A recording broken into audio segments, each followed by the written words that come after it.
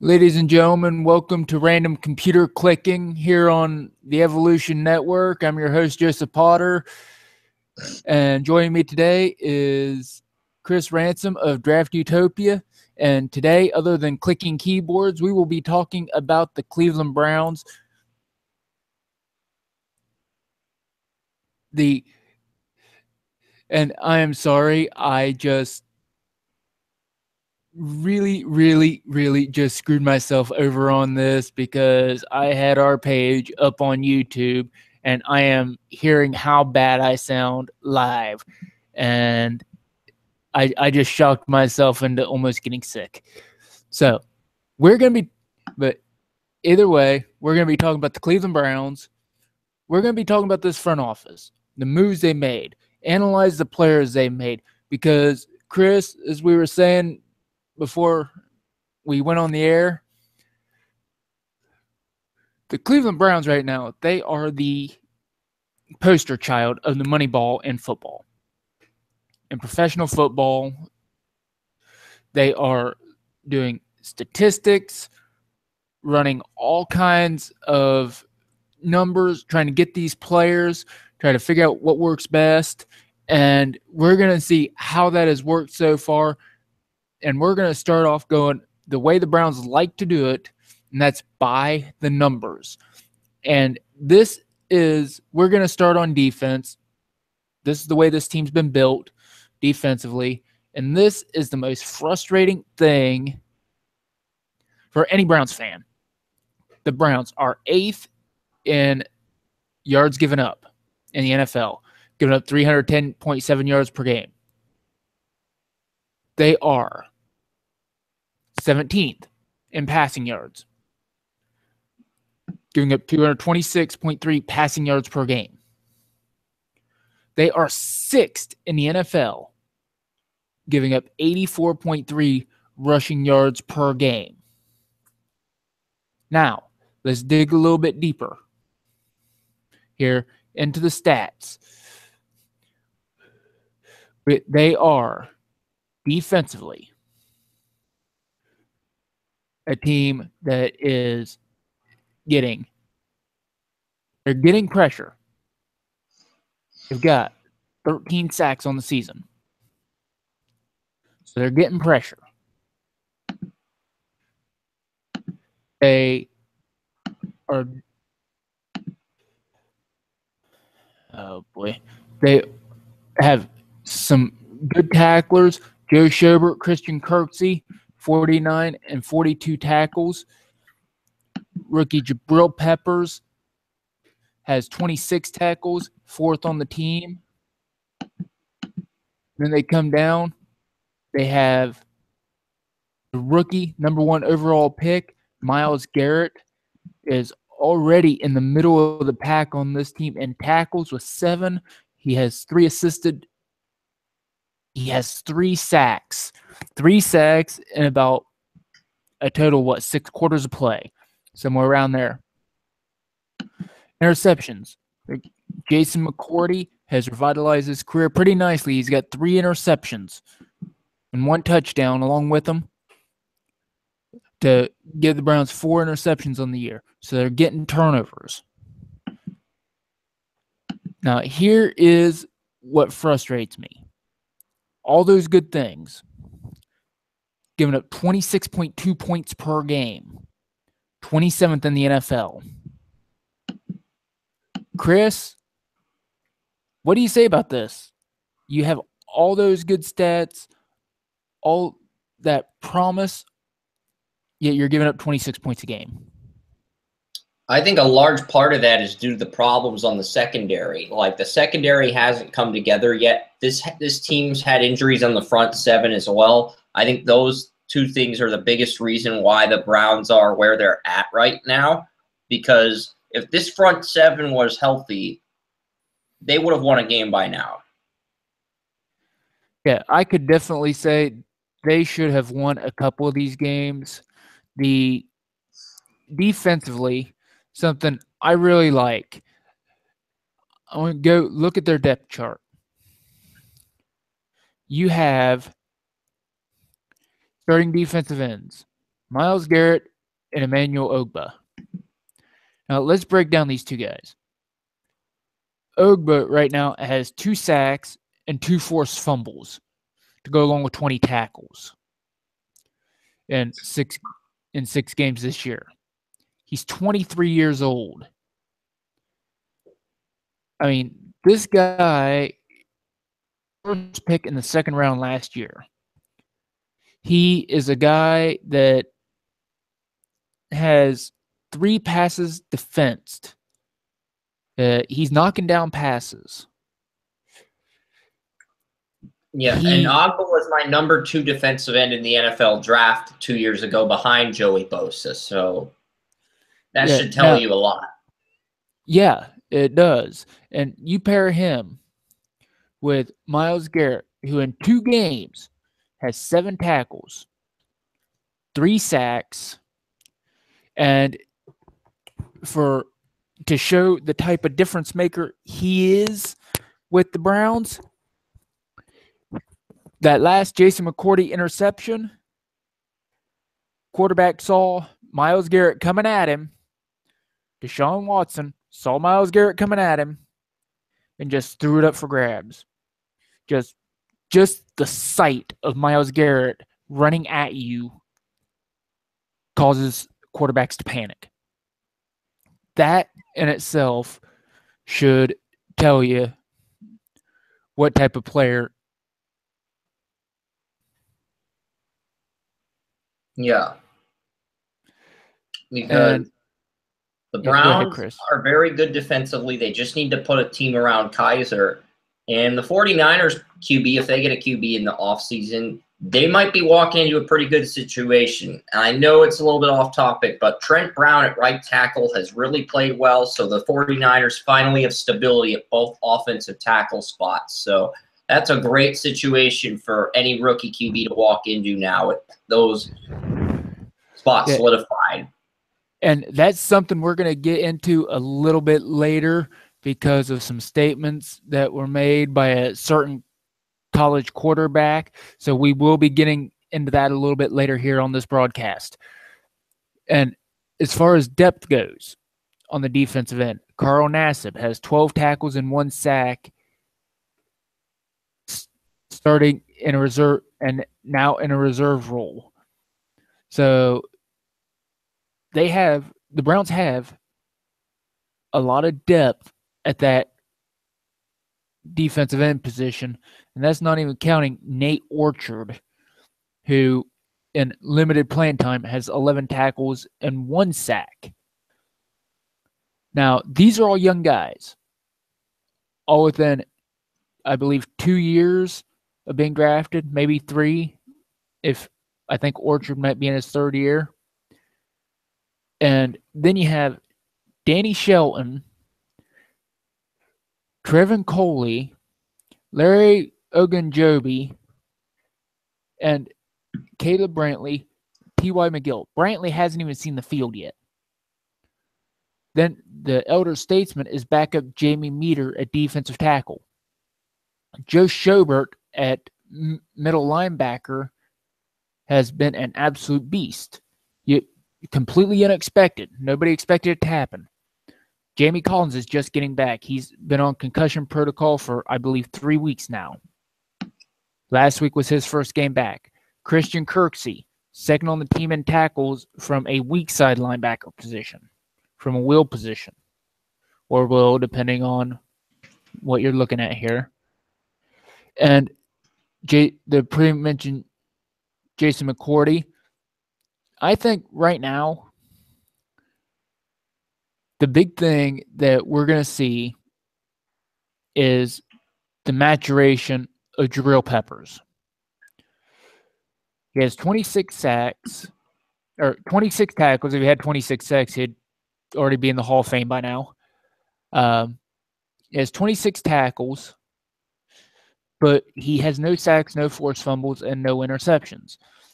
He's not playing poorly, but he's not playing extremely well either.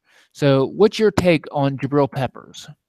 Yeah, well, Jabril Peppers is interesting because He's a guy who has all the tools to be that player, but he hasn't shown it yet. He's shown it at times, but he hasn't shown it consistently.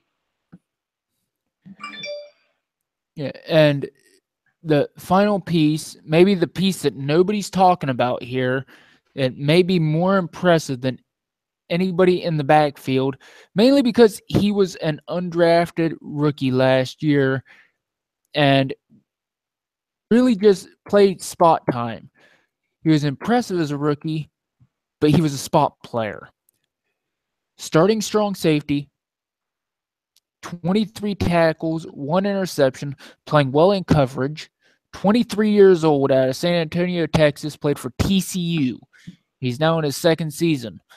And this guy is a guy that, as I said, played well last year with 46 tackles, didn't get any interceptions, but showed some flashes. And this year, starting 4 out of his 6 games, already has 23 combined tackles, 6 assisted tackles, 2 pass deflection, whereas he had 5 all last year, and an interception. Chris, I mean, do you think Kendrick could be the unsung hero of this Browns defense if the Browns start winning? I don't know if that's going to happen because I'm not sold on anyone on this secondary yet. Even McCourty's had his ups and downs. So there's a lot I'm really concerned about in terms of where the Browns are in the secondary. I feel like they have a bright future, but at the same time, they aren't having that immediate impact that you thought they would have. Yeah, and I think one of the weak points in this team, if not the weak link, is a guy who impressed last year and has just fallen off with just falling off the radar. And quite frankly, in my opinion, may be on the cusp of losing his starting job, and that's Jamar Taylor, cornerback. He has been absolutely atrocious in pass coverage this year, and he has allowed of yards and mostly those yards are off big plays. So, because the Browns, they don't do the switch. They don't match up. They match up whatever side's on there. And he's given up some big plays to some big receivers. So, Chris, what do you think about how Jamar Taylor's been playing at this point? Well, Jamar Taylor's performance has been all over the place. Like, sometimes he's doing very well, and other times he's playing very careless. And the last point I want to get to the Browns special teams. If you're going to talk leaving points on the board, got to talk about kicker Zane Gonzalez. 3 for 6 field goals, including 2 misses that could have put the Browns in position to win 2 weeks ago. Gonzalez is a guy I expected to at least be 5 for 6, and he has sorely disappointed this year thus far.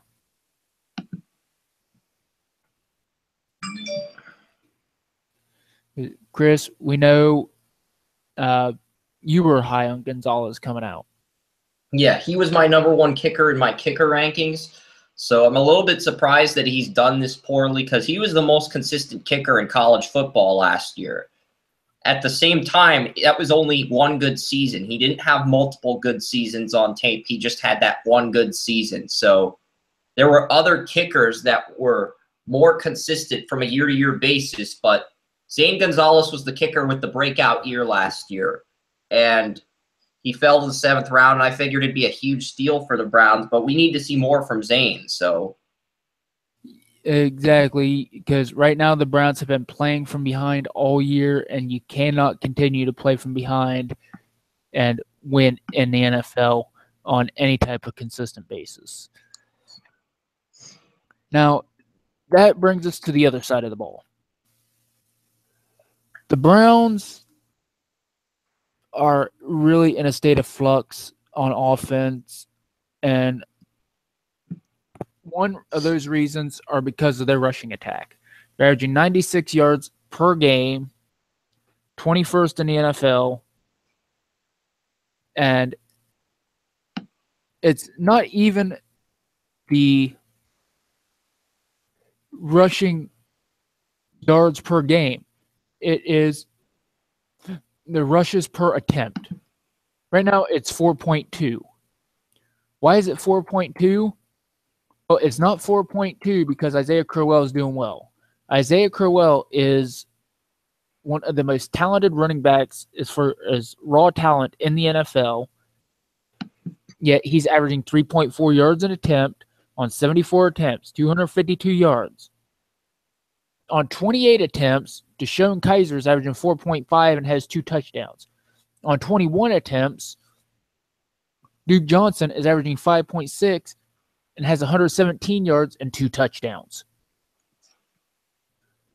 I mean, Chris, right now, Isaiah Crowell taking up the snaps that he's taken up may end up being one of the big reasons that the Browns are having so much trouble on offense. So they cannot get yards on first and second down.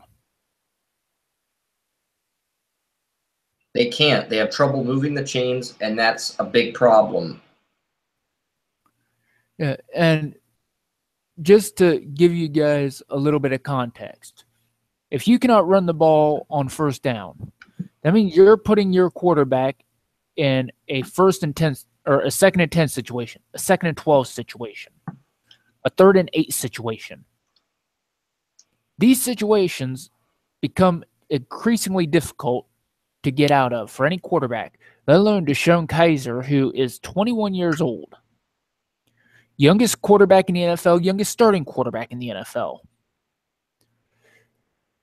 And you're putting him in those situations with receivers. Now, here are the Browns' leading receivers. Ricardo Lewis, 18 catches, 229 yards, 12 yards of reception, no touchdowns. Rashard Higgins, 12 catches, 125 yards, 10.4 yards per reception, no touchdowns. Kasen Williams, who's played 2 games, 9 receptions, 84 yards, 9.3 yards an attempt, no touchdowns. Kenny Britt, one of the NFL leaders in drops, 8 receptions, 121 yards, 15 yards of reception, 1 touchdown. Yeah, Bryce Triggs, 3 receptions, 48 yards, 16 yards of reception. Now, Chris, those are your receivers. The Browns are, I think, as far as, I think it was Pro Football Focus that might have done this. I may be mistaken on the publication. There's that the Browns receivers are dropping 25 to 30% of catchable balls in the NFL. What do you think of that situation? That is not a good situation for any quarterback to enter. I don't care if you're as touted as Andrew Luck, like Sam Darnold, or as raw as one of these rookie QBs that's being thrown in the fire like Watson, Trubisky, or even Kizer. That is a lose-lose situation regardless for who's under center. I don't even think Brady could win with those guys. Yeah, it's now the Browns' 4 leading receivers. Lo and behold, their leader in rushing yards per attempt, Duke Johnson, with 5.6, who is also their touchdown leader, is also their leader in receptions. It's not even close. Leads Ricardo Lewis by 8 receptions. Their leader in receiving yards, tied for second in receiving touchdowns. Now, on the bright side, first 2 games, tight end David Njoku didn't do much of anything. He was a non-factor, getting 2-yard reception, getting a 4-yard reception.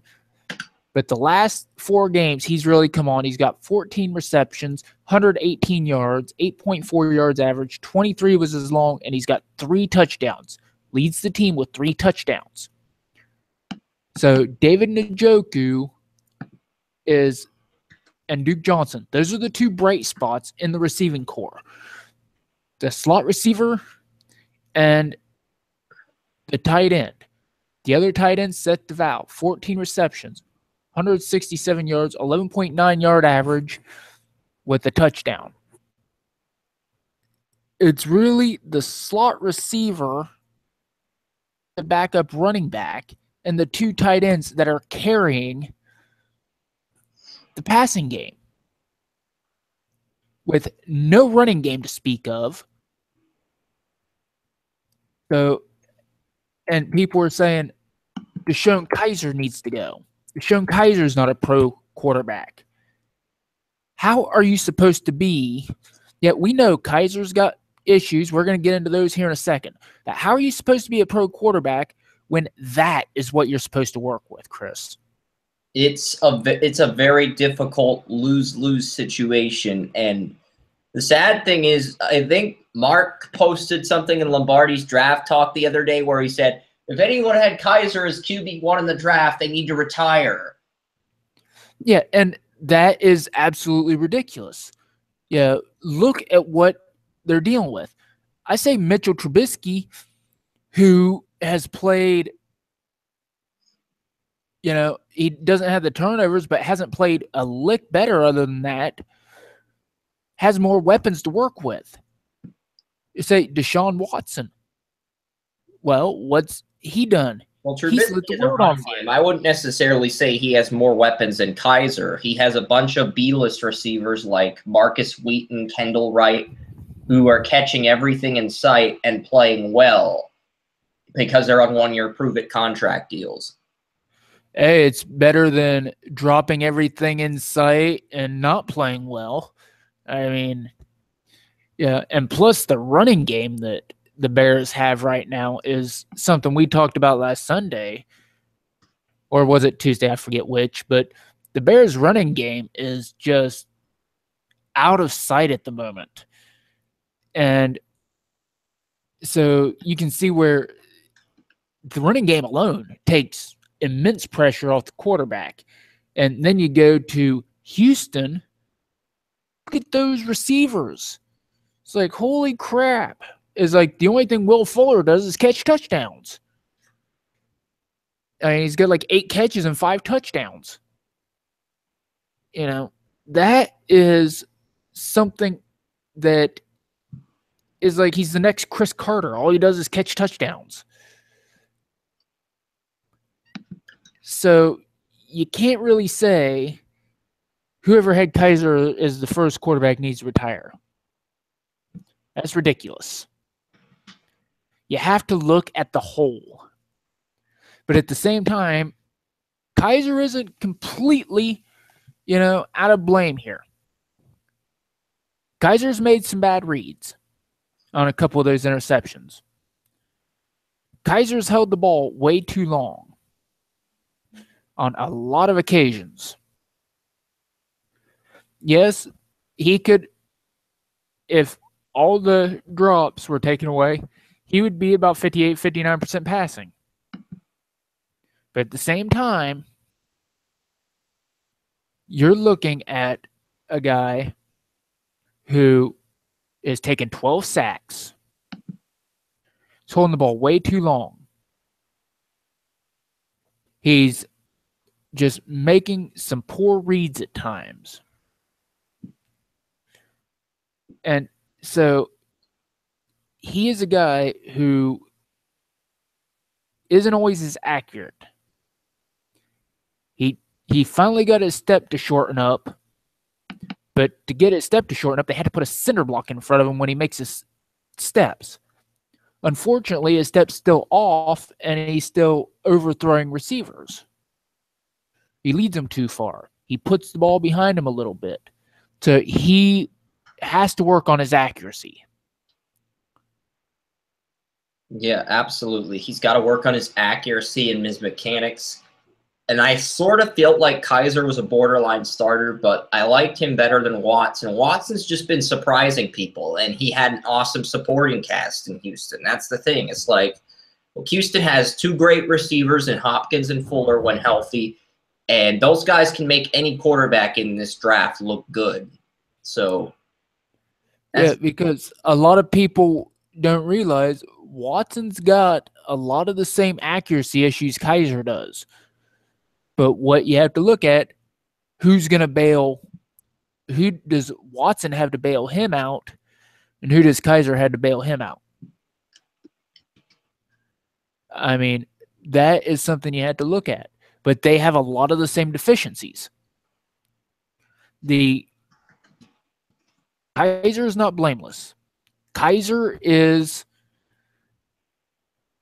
has a lot of the blame for his errant passes, whether it's because he holds onto the ball too long, he has poor mechanics when he holds onto the ball too long, which goes hand in hand.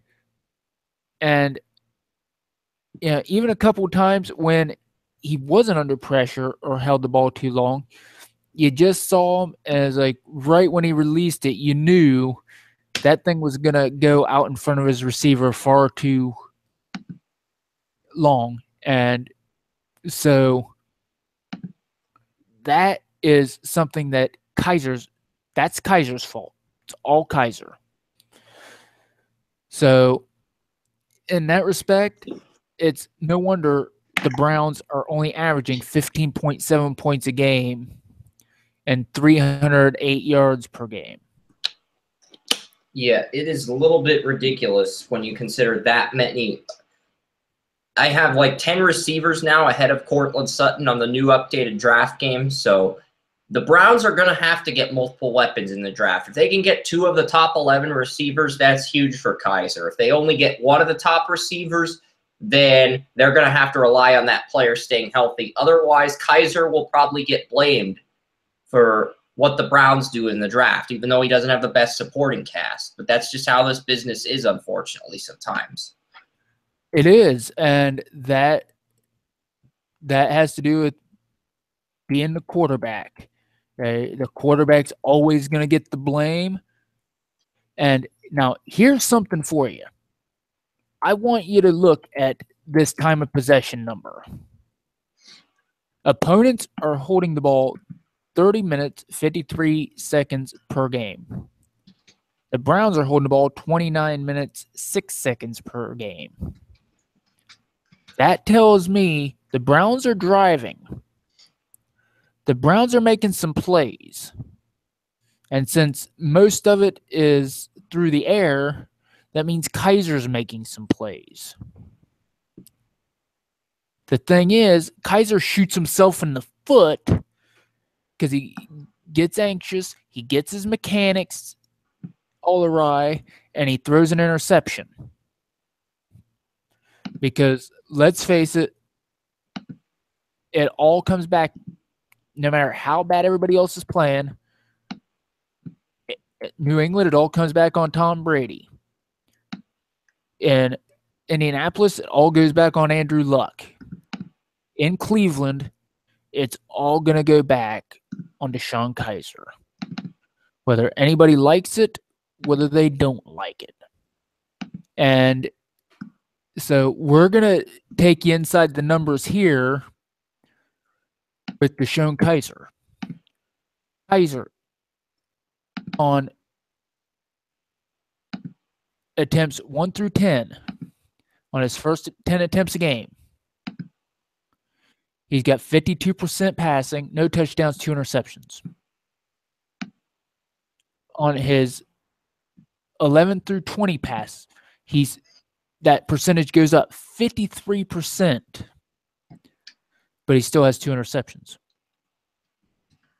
But within those first 20 passes, he also has 10 passes for 20-plus yards. Now, attempts 20 through 30, 55%. So the percentage keeps going up. The more he throws the ball, the more, as long as it's 20 through 30, that percentage goes up. Now, he also throws more interceptions, 4 interceptions to 2 touchdowns. He has, within those first 30 passes, he has 6 first downs. Now, here's the problem. The Browns don't have a running game, as we've said. That means the rookie quarterback is consistently throwing the ball over 30 times a game. DeShone Kizer is 8 for 22 when he has to throw the ball over 30 times a game. 36%. Now, he doesn't throw as many interceptions, but he doesn't throw as high percentage either. He's got 1 touchdown, 1 interception when throwing 31 or more. Now, you want to break it down by field position. DeShone Kizer is at his best between his own 21 and 50-yard line. So he's consistently getting the ball across midfield. He's throwing the ball at 58%. When he's at his own 1 to 20, he's at 55%. Now, here's the thing. On his own side of the field, DeShone Kizer is 51 for 89. He has no touchdowns, but he has 2 interceptions. DeShone Kizer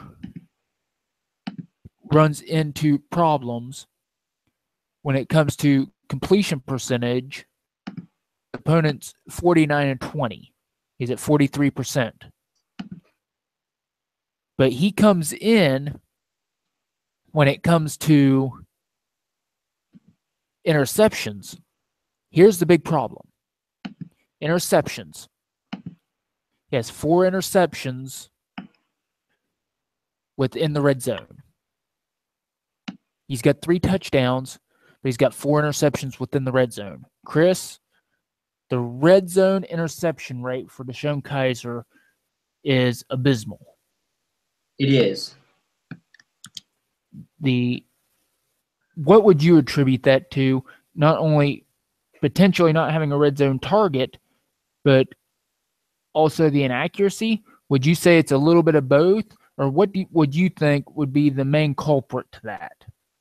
Well, the last rookie quarterback to do this bad entering the NFL was Jimmy Clausen. And he had Steve Smith to throw to. So it's like an aging Steve Smith, a Steve Smith off a down year, yes, but he had Steve Smith to throw to. And I think Steve Smith was only like 30 or 31 at the time. Maybe he was 29, but like he still had Steve Smith, whereas Clausen could not get anything going with him. I'm sure Kizer would be a lot better if he had a target as reliable as Steve Smith. You can't really say the same thing for him. Well, I mean, Steve Smith, whether you liked his attitude, you didn't like his attitude, Steve Smith was one of the best receivers in the game, and he was a tough little guy. Okay? If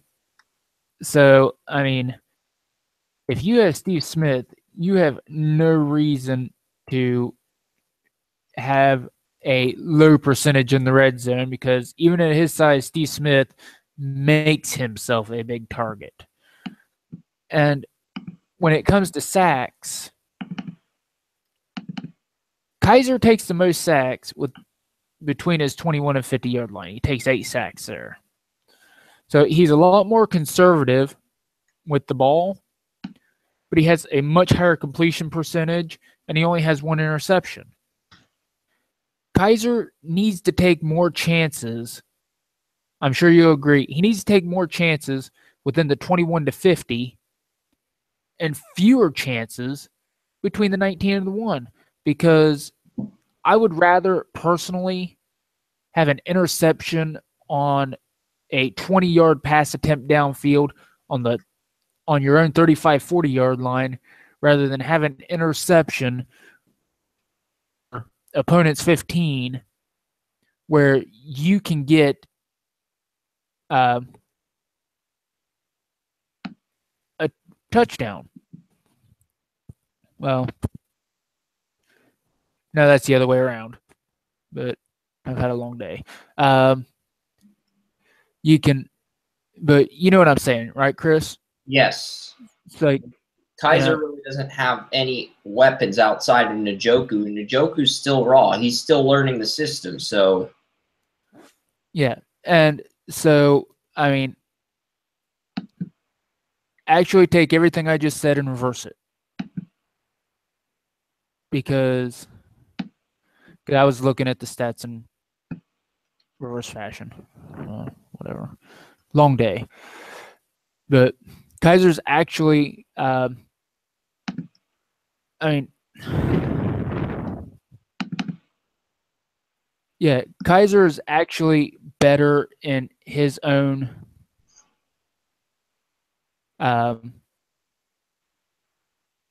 territory, but not as good in his opponent's territory. But he still has no touchdowns to show. So that is very concerning. Yeah, I think Clausen had like 3 touchdowns, 10 interceptions during his rookie year. Kizer's currently at 3 touchdowns, 9 interceptions. Yeah, and so, yeah, folks, I messed up those stats. I completely got everything in reverse. I am so sorry. But that's what happens on live broadcasting. So it's opponents 19 to their 1. He's 5 of 12, 41%, 26 yards, 3 touchdowns, 4 interceptions. On his opponent's 49 to he is 25 of 58, 43%, 229 yards, 3.9 yards average, no touchdowns, 3 interceptions. On his own 1 to 20, he is 55%, 6.6 yards average, no touchdowns, 1 interception. His own 21 to 50-yard line, 40 to 69, 58%, no touchdown, 1 interception. So it's really telling about what he can do and how much pressure is on him. And that's kind of one of the knocks he had coming out of college. That when the pressure's on, he has a little more trouble. In the first half, he's 51%, 41 for 79. Second half of games, 40 of 80, 50%. The first half, 1 touchdown, 3 interceptions. Second half, 2 touchdowns, 6 interceptions. So, I mean, Kizer is one of those guys. He has a lot of development left. Got a lot of things to work on. So, he is also part of that problem. Now, that being said, the coaches that are running this thing, Hugh Jackson, I think Hugh Jackson's biggest problem is he puts too much on himself. know without a shadow of a doubt by watching another player go through this that when you are both the head coach and offensive coordinator, good things don't happen. They just don't happen. And Chris, do you think that Hugh Jackson being both head coach and offensive coordinator is part of the problem with the Browns offense? I would say that is part of the problem because in Los Angeles, Sean McVay is the head coach and he's just the mediator. The Falcons wide receivers coach, Pete Flaherty or something, he went from wide receivers coach with the Falcons to offensive coordinator with the Rams, and he calls the plays. And sometimes McVay will call a play on third down situations just to take some pressure off Flaherty, but he lets Flaherty call the plays on first and second down. And even if Hugh Jackson took an approach like that, that would go miles. Okay, look at what the Rams are doing with that approach. It's working for them. The only other team that has the same head coach and offensive coordinator besides the Browns is the 49ers, and both teams are 0-6. So the evidence speaks for itself. It does. And now that brings me, we spent about 40 minutes talking about the Browns situation. So looking at the roster, looking at the stats, what do you think a realistic view of this franchise is moving forward? Do you think they're on the right track? Do you think they can turn it around with what's here if they continue to build with it, stay in the course? What do you think the Browns should do going forward, and what's the outlook on this organization right now? I honestly see a 2-win team. I think 2 home wins against the Ravens and Jaguars is possible, but with the way the Jaguars have been playing on the road, they might not even beat them. So they might be in the running to go 0-16 this year. We'll see. It's going to be pretty interesting to see what happens. But if they can get some pressure on Mariota this Sunday, they might have a shot because the Titans have an extremely disciplined offensive line. And those offensive tackles, Luan Conklin versus Ogba and Garrett, that's going to be a fun matchup to watch. So we'll see what happens with the Browns this Sunday. But Mariota played from the pocket on Monday night. Now, can he play from the pocket against this Browns pass rush if they get pressure on him? That's what I want to see because the Colts are not a pass rushing unit that will test your quarterback. The Browns have the potential to test your quarterback, but they need to put it together. And I'm going to look a little bit beyond this week, and I'm going to say that the Browns do have talent to make waves. And I'm not even going to say that talent's raw because these guys are in a very good position right now. But at the same time, while they're not raw, they have a lot of work to do. Defensively, and that's where most of their talent is, defensively. They're on the defensive side of the ball, and something that I believe is that their defense is position as any young team's defense in the NFL. Yes, they do need another corner, and I believe that they can upgrade in both depth and along the defensive tackle position. I believe they can potentially update at safety depending on what the safety position looks like going forward.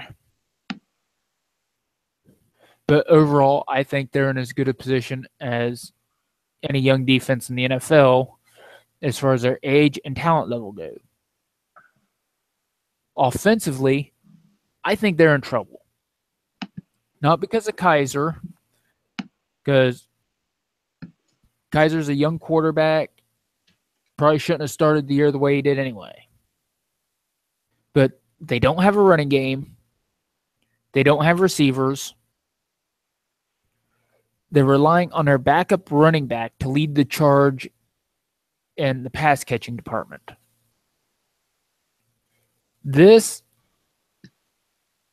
I look at that, and if I'm a defensive coordinator, being a former defensive coach, I say, oh, I am loving this.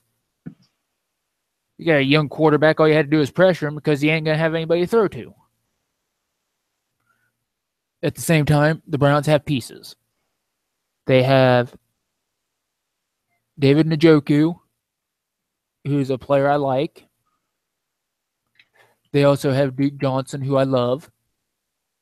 And they have Seth DeVal, who is a guy who I have been, as you know, advocating for since the preseason.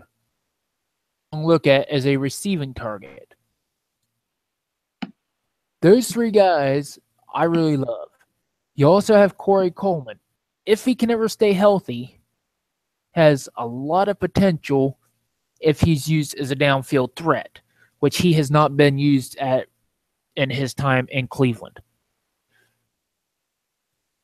So they have talent, but they're in trouble because they don't have enough of it in positions of need. I believe they don't have a true number one receiver. I believe they don't have a true number one running back right now. So I don't believe they have a good number three. Barkley would be smarter for the Browns than any other team, as they can model their team exactly the way the Cowboys modeled their team, because there's no question if Dak Prescott didn't have Ezekiel Elliott, I think he would have gone through some growing pains similar to what Kaiser's going through. I mean, he wouldn't have been terrible because he would have Dez and Witten and some good targets, but he also would have gone through a little bit more growing pains in terms of interceptions. Oh yeah, that's definite. My whole thought on that is, well, I would love to say Saquon Barkley as a Brown. Browns drafted Barkley.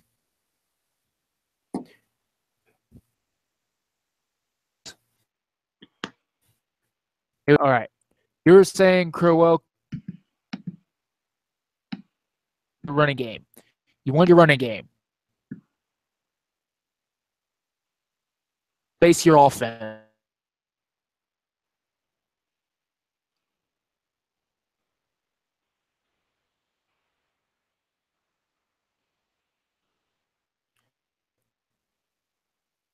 I tell that coaching staff, this is your season. That running back that you were wanting. You got him right behind Kizer. We might have drafted you another running back. These tight ends are in their second and third season. This is it for you. We got you what you wanted. We got you what you asked for. We got you that offensive line last year. You produce this year or you're done. Would that be the memo to Kizer then? Yeah, I think Kizer goes another year. I think they give Kizer another year. But in year 3, if they get Hugh Jackson what he wants in that running back, they're going to say to him, this is it. Produce this year. Years to get results. Produce this year or you're done. Or we'll bring somebody else in that can do it. And I think that's the state that the Browns are in right now.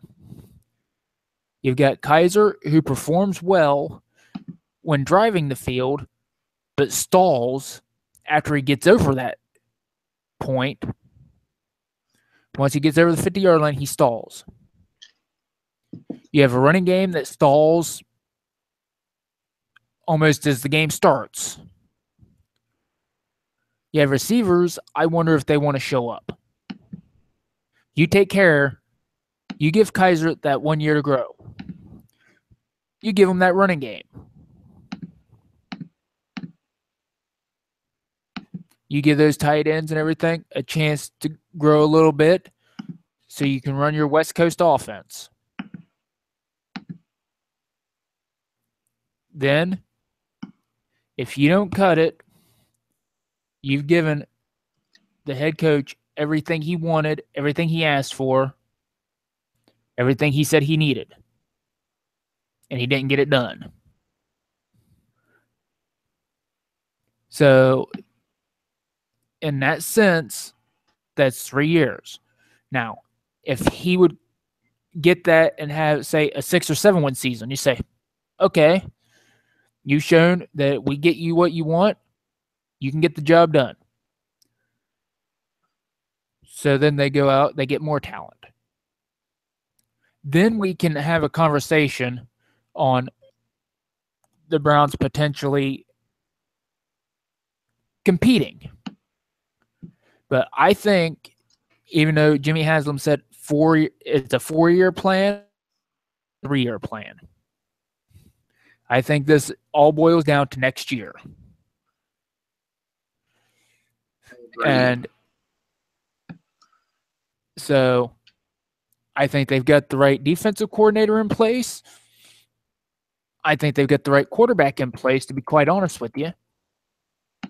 And I think they've got the right defense in place. I think they've got the right offensive line in place.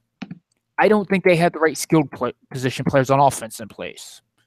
And I think that fixing that problem is going to go miles to solving the problem of the Browns and their ability to win. I would agree with that. I think if they can fix that, they might be able to do something. And it is kind of disappointing to watch this team the way they've played, because you were expecting at least one win by now. Yeah, and that is something that we're going to see.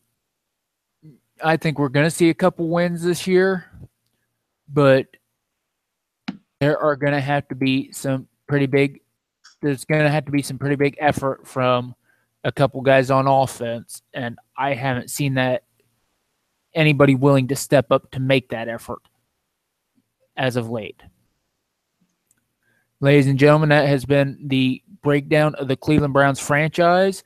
And also note that as much as everybody has said Sam Darnold is the number one quarterback, he has stated the Browns get the number one pick, he will not enter the NFL draft this year. So another thing I read about is a friend of mine who has some friends at Penn, Andrew Kim, a friend of mine who has some friends at Penn. They said that Barkley's goal is to get his degree. So if that's the case, he might go back too. And that would really put the Browns in a terrible situation, because they're basically would have to – they couldn't bluff their way out of the pick and say, we're going to take Darnold or Rosen at 1 and then try to trade the pick and then get Barkley. They wouldn't have that luxury if that were the case. They would probably either have to bite the bullet for Rosen or they'd have to move down in that situation. Like, if Barkley returned, that would absolutely screw the Browns. Well, I don't think they would be absolutely screwed, but I will say that I would think that they would send out feelers to Penn State just to let him know, hey, we get the 3rd overall pick. We are not only we are extremely interested in you. Or we have the 2nd overall pick. We are extremely interested in you. And let him know, hey, you have a chance to be a top 5 pick right now. And at least try to entice him going into the draft. So And as far as Darnold goes, well, I think that would be a good thing. My sense as a Browns fan versus my sense as somebody who's scouted this guy quite a bit. As the scout, I say I want the Browns to get the first overall pick because I think Darnold needs to go back. I don't think it's even close. I think he needs to go back. At the same time, as a Browns fan, I'm like, I don't want the first overall pick again. So that's kind of something that tears at you a little bit. Yeah, but if Darnold and Barkley and Rosen all went back to school, the Browns would probably have to take somebody at number one because that value that teams would want for trading up, it wouldn't be there. Like if all three of those players hypothetically went back to school, the value the Browns could get wouldn't be as premium as they want, and they'd probably keep that pick and go with either a Derwin James type player on defense, or they'd try to move out of that pick and get anything for it. Yeah, that would be an issue, and with the way that they use statistics and analytics right now, the draft value chart would be absolutely invaluable to any trade of the number one overall pick. Yeah, because right now, that number one pick, if all three of those players declare, Barkley, Rosen, Darnold, that number one pick has a ton of value. But if all three of those players decided to go back out of fear of playing for the Browns, the value for that pick deteriorates immensely.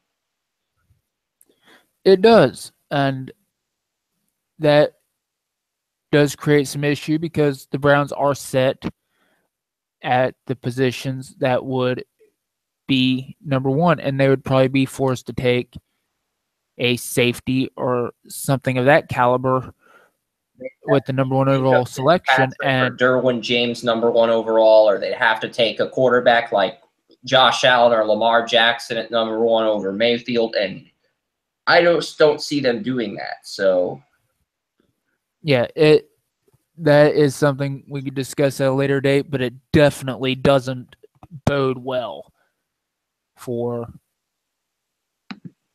the Cleveland Browns. That was our Cleveland Browns breakdown. Moving on, we got our matchups for the week. So, Chris, you said you have your picks ready to go. Yeah, I posted let's start all out of my picks tonight site in a certain order. Tonight's game features the Kansas City Chiefs and the Oakland Raiders. Now, four of the five writers, excluding myself, are all going with the Chiefs. The reason I'm taking the Raiders is they signed Navarro Bowman, and I just feel like this Raiders need this win more in order to save their season. The Chiefs, we haven't seen them play after responding to a loss yet. How strong are they going to respond after losing a game? We have not seen that side of the Chiefs yet this season. We saw them get off to a fantastic start, but we haven't seen them have to deal with things when the chips are down. So this is going to be really interesting to see what happens with them. Yeah, and I feel the same way. And the only difference is I'm going to go with Kansas City. I just think they have a better team overall. You know, I am extremely curious to see how Navarro Bowman plays as a Raider, because that was a huge position of need for Oakland. Yeah, that middle linebacker spot was a huge position of need. And if Bowman can stay healthy, I think the Raiders can do this. And the other thing is the Raiders are 2-4. They began the year 2-0. They lost 4 in a row. They need to win this game, because if you're 2-5 and you still have the Patriots in Mexico later this year, you're going to have your back against the wall if you lose that game, and you're going to have to basically win out in order to make the playoffs. So the Raiders are in a very difficult situation right now, but I feel like the Raiders are going to win tonight. And so you're taking Oakland, I'm taking Kansas City. Yep. All right. Let's look at Sunday's games. You say you've got them in the specific order. The first game on my list here is Tampa Bay and Buffalo, and it is in Buffalo. And Buffalo's had 2 weeks to prepare for this Tampa Bay squad. That's one thing working in their favor. And Tampa Bay's pass defense is one of the worst units in the NFL. Jameis Winston hasn't practiced this week as well, so he hasn't practiced throwing the ball. He got injured in the Cardinals game. So I'm going to go 27-19. I went 27-24 Raiders. I'm going to go 27-19 Bills. So I'm taking Buffalo at home over Tampa Bay. Yeah, I'm with you on that. Tampa Bay's, they have an extremely talented defense, but they have been underperforming mightily this year.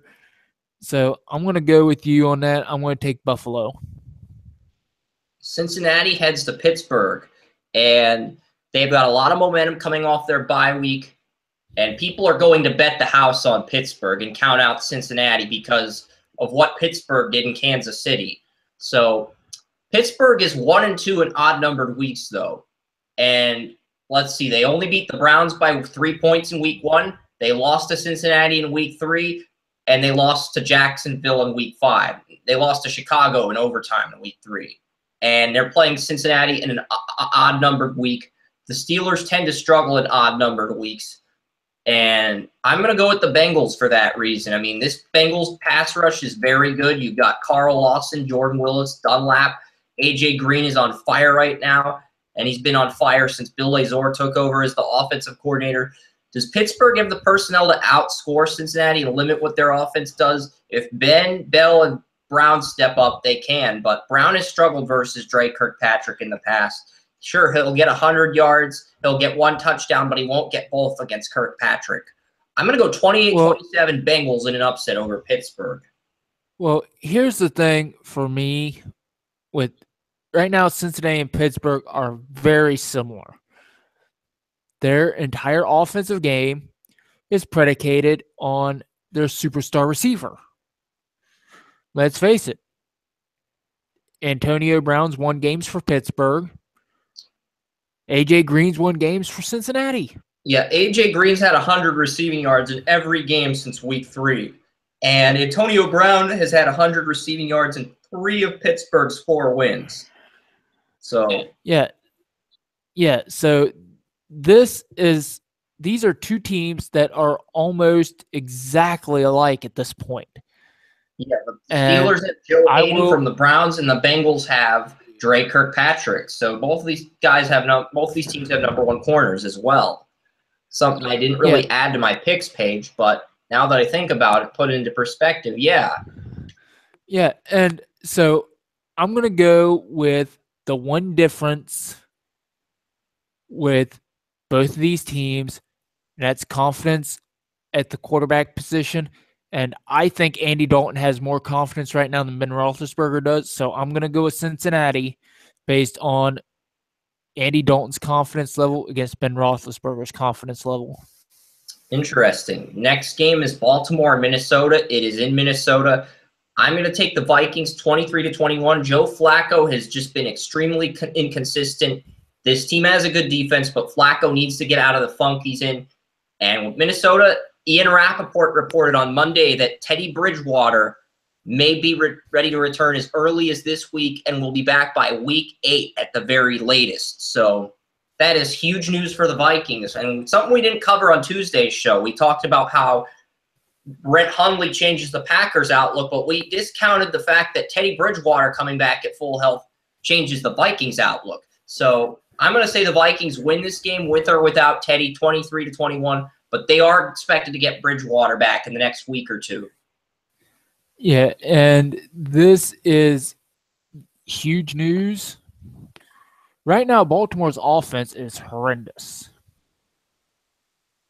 And Minnesota, their defense, I wouldn't say their defense are world beaters, but at this point, I think they are more than enough to shut down Baltimore's beleaguered offense, and I think Minnesota wins. Yeah, this game was nearly a lock on Draft Utopia. The only person who picked the Ravens was Oren, And let's move on to Miami and the Jets. It's in Miami. It's a rematch of the Week 3 debacle where the Jets got their first win and nearly shut out the Dolphins. I have the Dolphins shutting out the Jets. They played Tennessee in one without Mariota. They surprised Atlanta. This Miami team has a lot of momentum right now, and they have the hot hand. They should win this time around. Miami is favored by 3 points, but the 3 out of 5 writers on our staff at Draft Utopia are taking the Jets to win, and this is the first time that's happened all season. I figured we were more likely to get 4 more years of Donald Trump than we were to have 3 out of 5 people pick the Jets for any one game this season. So congratulations, Jets fans. You finally got some respect from Draft Utopia, and it's in Miami, a team you got your first win against, but this Miami team's much hotter this time around. They're unbeaten since firing their offensive line coach for snorting cocaine, so that helps too. Yeah, and I'm with you on that thinking. Miami has not played bad this year. Miami has had trouble closing things out. They've had trouble closing out drives. But overall, Jay Cutler has played pretty good ball. So I'll say Miami wins this one. I think the Miami Dolphins are getting better as they play. And so that's only bad news for the Jets. Mm-hmm. Yeah, and that loss took the Jets from potentially being in first place to being in last place once again. So we'll see if the Jets have hit their glass ceiling. It's hard to say they haven't with all the lack of talent on the roster. Next game features the Cardinals and Rams. It's in London, but it's at 1 p.m. It's not an early game, but it is a game in London. And then there's 2 more London games, but this one is at 1 p.m. at normal time. This will be the first London game to ever be featured on NFL Red Zone. And the Cardinals play the Rams in London. I'm going with the Rams here. They have a ton of weapons. Peterson's the only good corner that the Cardinals have. And without Marcus Golden, they don't have that guy who can get pressure on the Rams' right tackle, Rob Havenstein. And if Andrew Whitworth can win the battle against Chandler Jones, then the Rams can win this game because without Marcus Golden, the Cardinals don't have that second pass rusher that can get by the Rams' right tackle. So I think Goff will have a lot of time in the pocket, and he'll put together a big game. 28-10, I like the Rams in London to improve to 5-2 on the year, and they are the first Draft Utopia lock of the week. There's only 4 locks this week, but the Rams are currently the first of those 4 locks. Yeah, I'm actually going to go with Arizona on this one. I think Adrian Peterson is playing tremendous ball since coming to Arizona. I know it's only been a week, but I expect that to continue, and I expect Arizona to win a close one. Interesting. So Carolina heads to Chicago right now, and one person actually did pick the Bears to win this. I'm not going to name that writer, but Mitchell Trubisky went to North Carolina. It feels like a homecoming game for him with the Panthers coming to Chicago.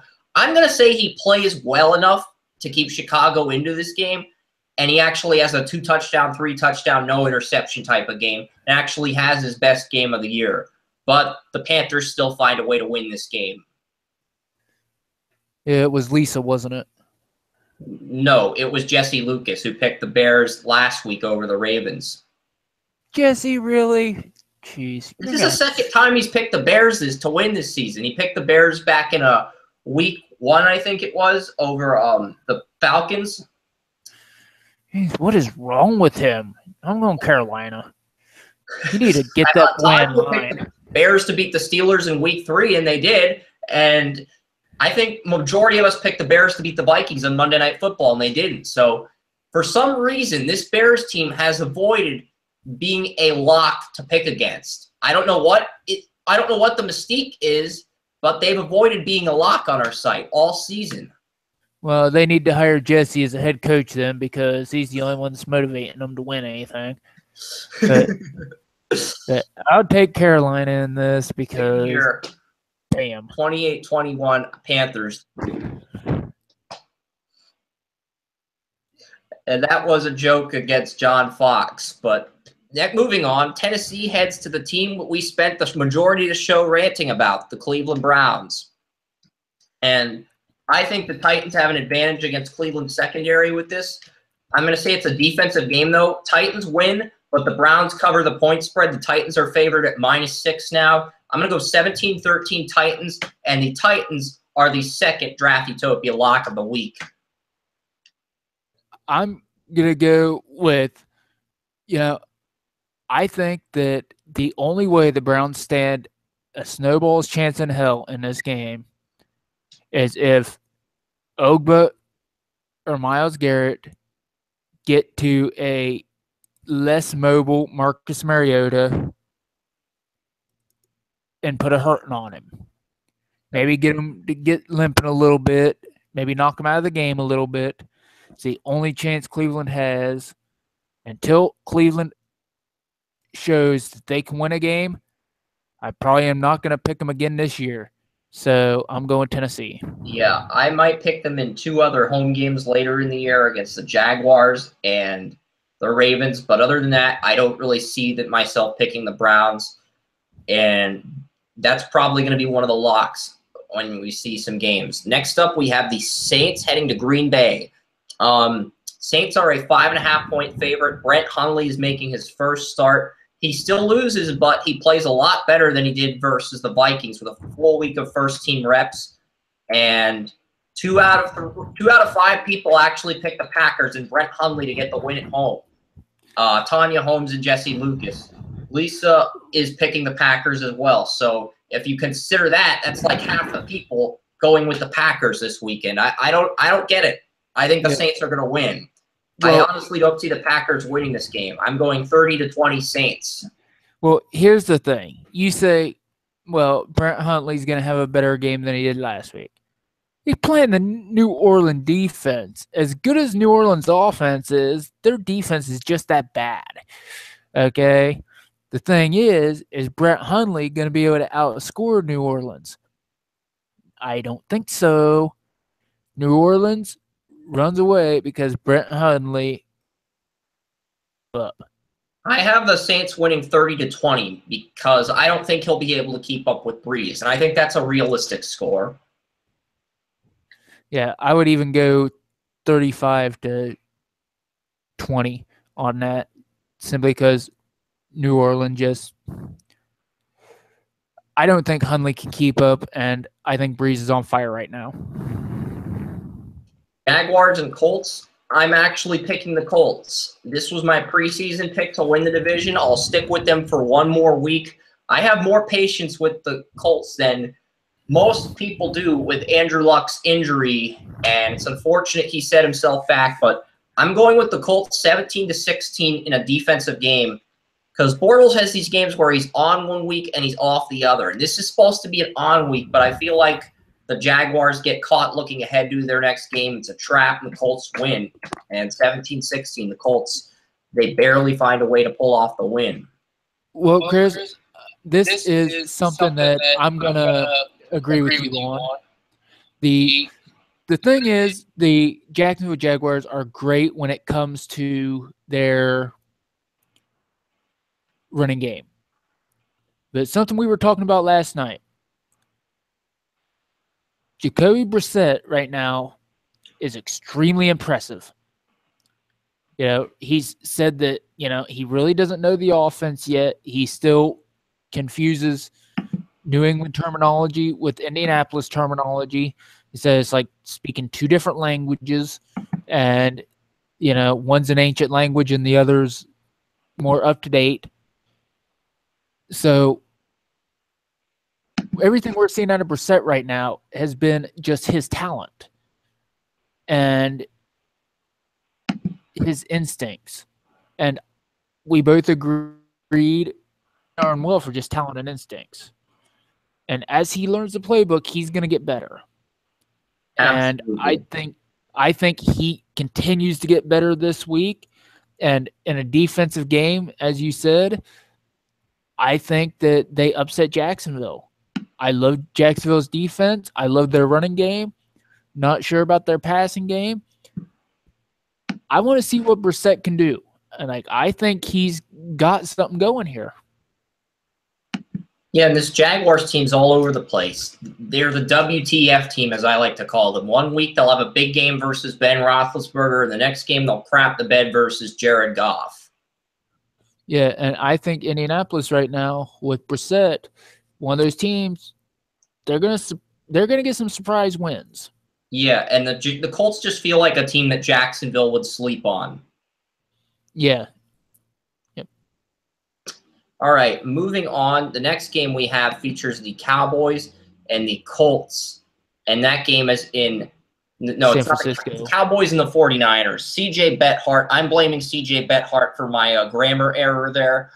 It's the Cowboys, the 49ers, and at least you didn't mess up an entire stat line. Okay, not one of my best moments. 20 points, and CJ Beathard will get blamed for my stat line. Well, how about this? If he's getting the blame for your stat line, I'm going to give him the blame for me messing up an entire category of statistics. Okay, that works. So, in that realm, San Francisco is going 0-7. Screw you, Beathard. I needed those statistics. Yeah. We're both blaming CJ Beathard for our lack of statistics. And the Seahawks, they head to New York to face the Giants. So I have the Seattle Seahawks winning this game 20-13. They are the final lock of the week, along with Dallas, Tennessee, and the Rams. So yeah, New York winning was a fluke. Yeah, they don't have Odell Beckham or Brandon Marshall against the Legion of Boom. And face it, Odell Beckham versus the Legion of Boom is pay-per-view TV at its finest. But Odell Beckham without Eli Manning without Odell Beckham versus the Legion of Boom is going to be a bigger disaster than Scary Movie 4. Oh, jeez. It's way to ruin a great franchise. But, yeah, we're going Seattle. Yeah, Seattle wins. Final early game before the Sunday night game is Denver and Los Angeles Chargers. So Denver Broncos, they have a very formidable defense. I expect them to sweep the Chargers after being embarrassed on Sunday Night Football by the Giants and Al Michaels with his Harvey Weinstein reference. So I look for them to win 24-21, and they get the win, and they don't have to deal with any Al Michaels, Harvey Weinstein references. The San Diego Superchargers, as Arnold Schwarzenegger would call them, they get the win. I like a lot of what Denver's doing, but at the same time, there are a lot of things I don't like that Denver's doing. And the Chargers are just hot right now. So this was a game I was honestly torn on. Yeah, and the Chargers are, just like last year, a team that in a lot of ways are underrated. But the only difference is they're underrated this year because of injuries. But they also have one of those injuries coming back this year, or this week. Wide receiver, rookie, pretty touted guy, pretty well-known guy. Mike Williams, supposed to be back this week out of Clemson, 7th overall pick. So, in that vein, give him the benefit of the doubt. Give Phillip Rivers a target. Give the Chargers a win. Well, I didn't know Mike Williams was coming back this week. If I knew that, but I'm still going to go with Denver. But I'll adjust the score from 24-21 to 24-23. So Denver wins by a point, and the Chargers cover the spread. Moving on, though, we have Sunday Night Football. Atlanta and New England, Super Bowl 51 rematch. The funny thing is I predicted that New England would take like a huge lead, 28-0, only to blow it, and have Atlanta take the lead 31-28 and have the Patriots win in overtime. And the funny thing, I was right about how a team would blow a lead in the Super Bowl like that and win, but I was wrong about the team that would blow the lead. And I have to remind Falcons fans of that. The Patriots are my team. I am that stoked about it. And it's like, this game is going to be a big game. Atlanta needs to win this game in order to avoid a 3-3 start. And New England has just been, they've won their last two. So I'm going to go with another overtime thriller. 34-28 Patriots win in overtime. And the Falcons get 28 points and lose again to the Patriots. Well, here's, let's go a little bit of history. Funnest Super Bowl I've been a part of. I spent it at the local bar, Dos Gatos, was watching the game. What I didn't know when I went to watch the game, because I don't have cable, I don't have ESPN, I don't have NFL Network or any of those channels. You see Peyton Manning special where Peyton Manning is like rooting for the Falcons and the Patriots score and he kicks everyone out of his house. That ESPN video, it's funny. Okay, whatever. What I found out when I got there, they hand out these little bracelets. You pick team you think's going to win or your favorite team, you get a bracelet. For every time that team scores a touchdown, you get a shot. I had the funnest Super Bowl I have ever had in my life because that was a high-scoring game, and I expect this to be a high-scoring game. The over-under of this game is higher than any other game in the league this week at 55.5. Well, and there's a reason for that, and I'm going to say that while Atlanta's running game runs wild, New England picks up the victory in a close, high-scoring game. Yep. I don't even have that as the highest scoring game this week. The highest scoring game for me this week is actually the next game, Washington and Philadelphia. I have Philadelphia winning that game 42-31. So that is my highest scoring game this week. I have both teams getting over 30 points. And I had Philadelphia winning 34-33 last week. So just saying, I think this will be a high-scoring game, especially if Josh Norman is out again. Because I initially had 35-31, but with Josh Norman injured, I gave the Eagles an additional touchdown. Yeah, I'm going with this, and I'm going to give a bold prediction that Nelson Aguilar gets 2 touchdowns this week, and Philadelphia will beat Washington in a highly competitive game, but I think Winston Aguilar is going to be the difference. Yep. And with Washington not having Josh Norman, that hurts them. And that's it for this week's games. The Lions and the Texans are on a bye week this week. So if you want Houston, you can go to the Astros game, especially if Game 7's on Sunday, because the next 2 games, Friday and Saturday, I think both games for baseball are in Houston. So if you want, you can go to the Astros game during the bye week. It all works out.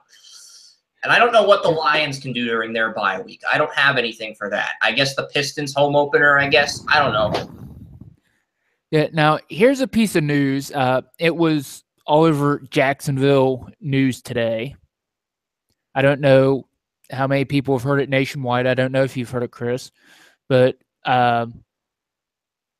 Shad Khan, owner of the Jacksonville Jaguars, one of the big reasons Jacksonville has been able to rebuild the way it has since the economic crisis, said that Donald Trump is jealous of the NFL. Some would say it's one billionaire jealous of the president or upset with the president, jealous, whatever. But you have to remember, Donald Trump sued the NFL back in the 80s for a monopoly.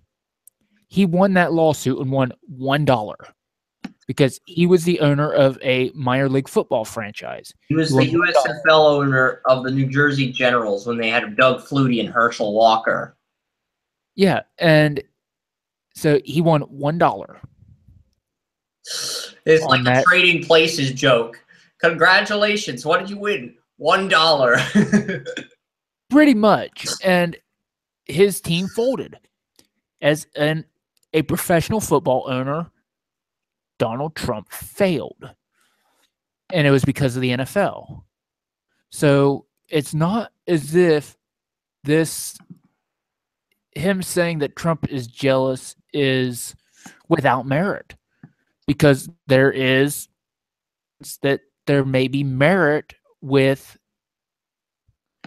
the statement made by Shad Khan. And you also have to remember, Donald Trump tried to purchase the Buffalo Bills in 2014, and he also failed in that pursuit. Yeah, and something else that didn't get mentioned is when before Jerry Jones bought the Cowboys, the one owner who turned down the right to buy the Cowboys for $1 million at the time was Donald Trump. Could you imagine where the Dallas Cowboys would be if Donald Trump bought them instead of Jerry Jones? I want to see Dave Dimashek do an NFL. NFL, please. Well, he probably would have tanked them and filed for bankruptcy on the franchise. I mean, he's been known to do that quite a bit. And then Kerm would cry because he wouldn't have the Cowboys. And Kerm cries. So instead of Kerm would still vote for the guy who made him cry. No. It's you have to know Kerm.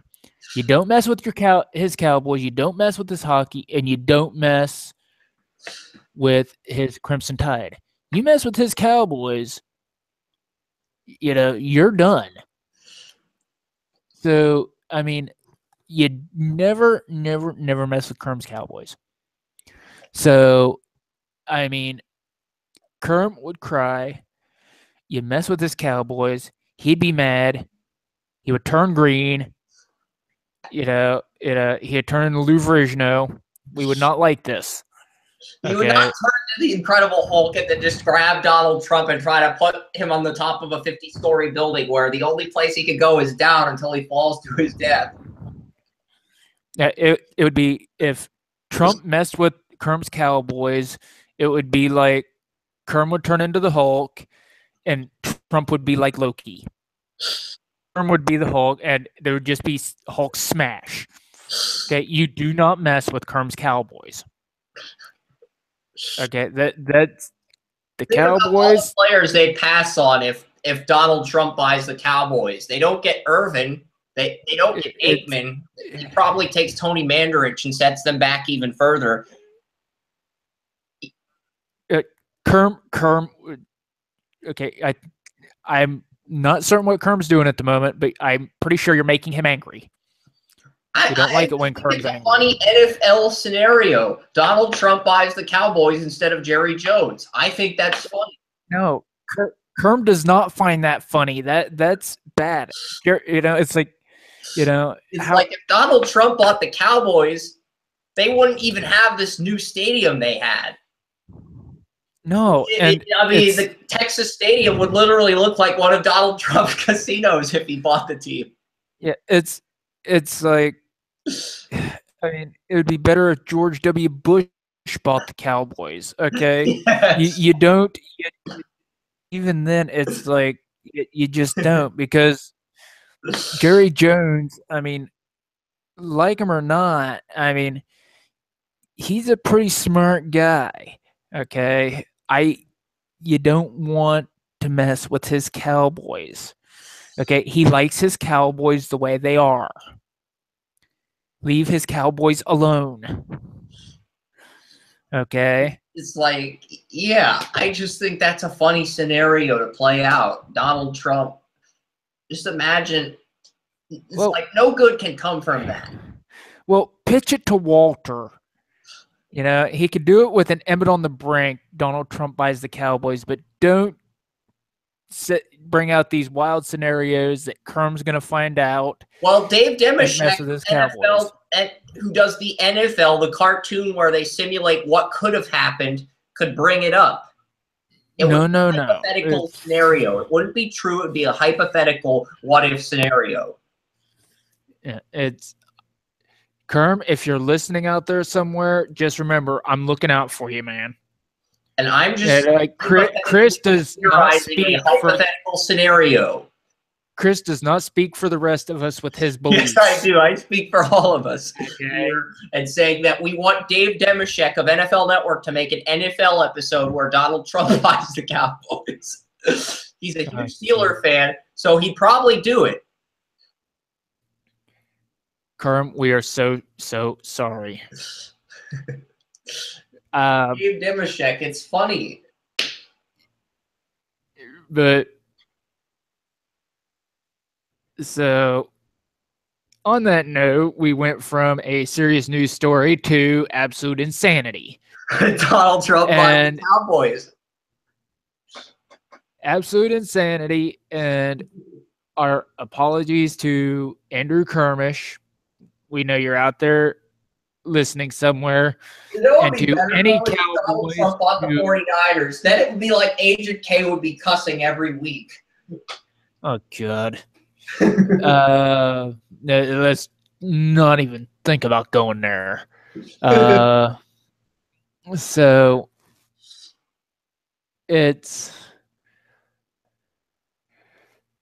we hope you enjoyed the show. We hope you enjoyed our comedy of errors, our bad comedy, our analysis, our blaming the rookies. The Cowboys. We hope you enjoyed that.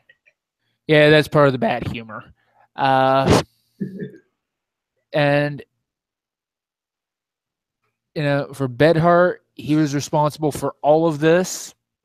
Even the part about Donald Trump buying the Cowboys, because I'm throwing that on CJ Beathard as well, because they play the Cowboys this weekend. I'm starting to think that Chris may be drunk. I'm sorry, folks. I'm sober. So, for the intoxicated Chris Ransom and the sober Joseph Potter, this is the Evolution Network. Drive safely. And like, share, subscribe, and we're not responsible if you subscribe while driving. Have fun and take care.